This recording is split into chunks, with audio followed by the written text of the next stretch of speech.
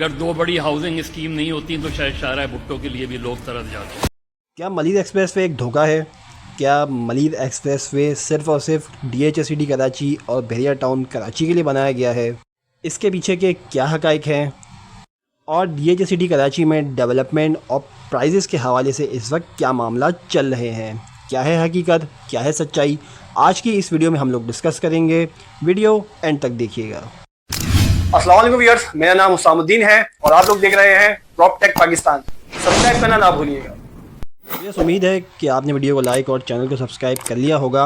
आज की इस वीडियो में हम लोग बात करने जा रहे हैं शाहराह भुट्टो मलिर एक्सप्रेसवे के हवाले से कि बहुत सारे लोगों का ये मानना है और ये कहना भी है कि ये जो मलिर एक्सप्रेसवे है और शाहराह भुट्टो है, ये सिर्फ़ और सिर्फ DHCD कराची और बहरिया टाउन कराची के लिए बनाया गया है। बहुत सारे लोगों के ऐसे स्टेटमेंट्स भी सामने आए हैं, बहुत सारे लोग इस तरह की बातें भी कर रहे हैं और बज़ाहिर तो ये भी नज़र आ रहा है कि पुराने DHA को नए DHA से मिलाने के लिए, उसकी कीमतें बढ़ाने के लिए ये इक़दाम उठाया गया है और इस चीज़ का असर DHCD कराची की प्राइजेस और उसकी डेवलपमेंट में भी देखने में आ रहा है। इन सब बातों से पहले थोड़ा सा हम लोग मलिर एक्सप्रेसवे के हवाले से डिस्कस कर लेते हैं कि मलिर एक्सप्रेसवे आखिर है क्या। ये एक ऑलमोस्ट 40 किलोमीटर लंबी शाहराह है जो कि कोरंगी क्रीक का जो रास्ता है वहाँ से शुरू होती है, ऑलमोस्ट DHA से शुरू होती है और M9 मोटरवे पे जाकर, जो कि इसका आखिरी टूल है जिसे काठौर का टूल भी कहा जाता है, वहाँ पे जाके एंड होती है 40 किलोमीटर बाद।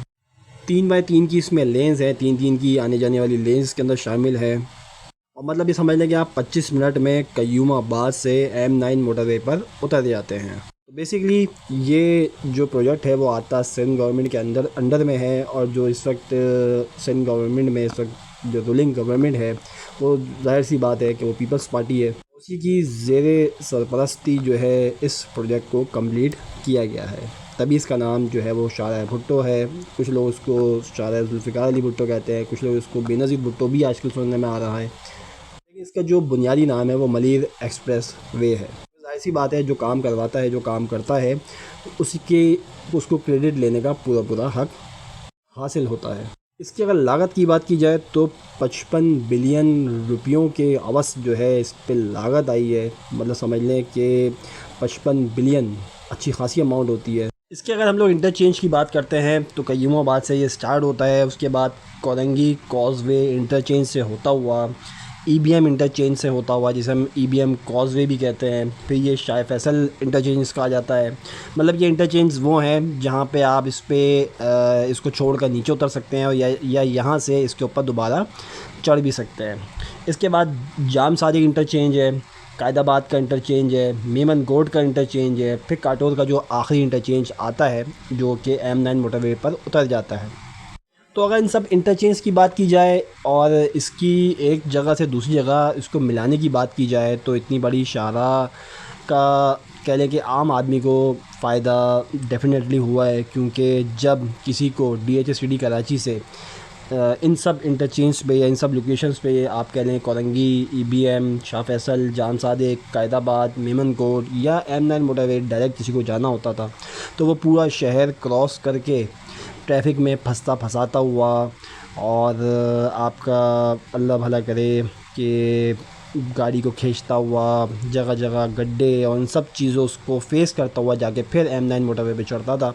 उसके बाद फिर अपनी जर्नी को जो है वो जारी रखता था।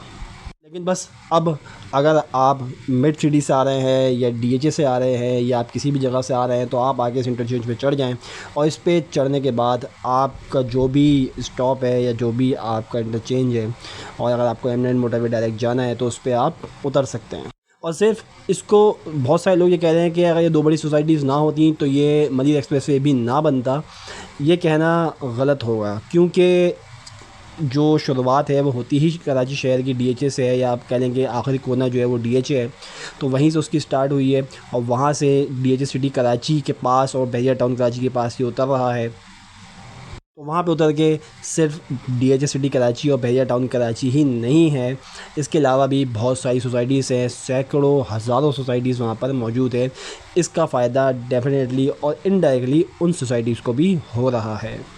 बज़ाहिर तो यही नज़र आता है कि यार ये आवाम की समझने के उनकी आसानी के लिए इसको बनाया गया है, लेकिन पीछे जो भी हक़ाइक़ है चीज़ें इस तरफ भी इशारा करती हैं कि इसको पुराने डीएचए को नए डीएचए से मिलाने के लिए ही बनाया गया है।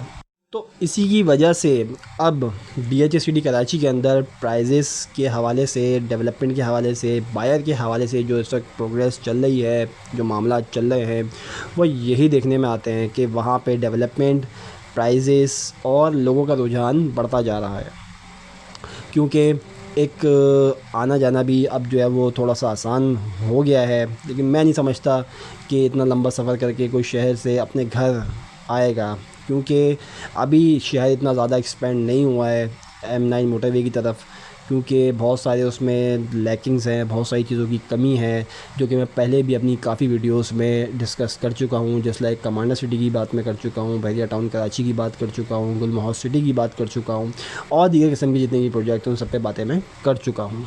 डीएचए कराची की थोड़ी सी डेवलपमेंट के हवाले से बात कर लेते हैं, सेक्टर 4 और सेक्टर 7 के हवाले से। तो वहाँ पे डेवलपमेंट इस वक्त बिल्कुल भी नहीं है, लेकिन इस सेक्टर की एक अच्छी बात ये है कि इसके अंदर मतलब इसके करीब करीब जो इंटरचेंज है इसका मलिर एक्सप्रेसवे का, वो आकर उतरता है। तो जब कल को यहाँ पे लोगों की आमद रफ्त शुरू होगी तो सबसे पहला जो सेक्टर पड़ेगा वो सेक्टर 4 और सेक्टर 7 पड़ेगा। इसके अलावा हम लोग सेक्टर 3 की बात करते हैं तो सेक्टर 3 इस वक्त बहुत हॉट सेक्टर है, उसमें काफ़ी लोगों की समझ लें कि डेवलपमेंट पीक पर है और बड़ी तेज़ी से वहाँ पे डेवलपमेंट चल रही है। सेक्टर 1 की बात कर लें तो प्राइवेट प्रोजेक्ट्स बहुत ज़्यादा वहाँ पे आते जा रहे हैं, दिन ब दिन वहाँ पे नए नए प्रोजेक्ट्स, छोटे छोटे SBs SR और छोटी छोटी बिल्डिंग्स के जो प्रोजेक्ट्स होते हैं वो वहाँ पे लॉन्च होते जा रहे हैं।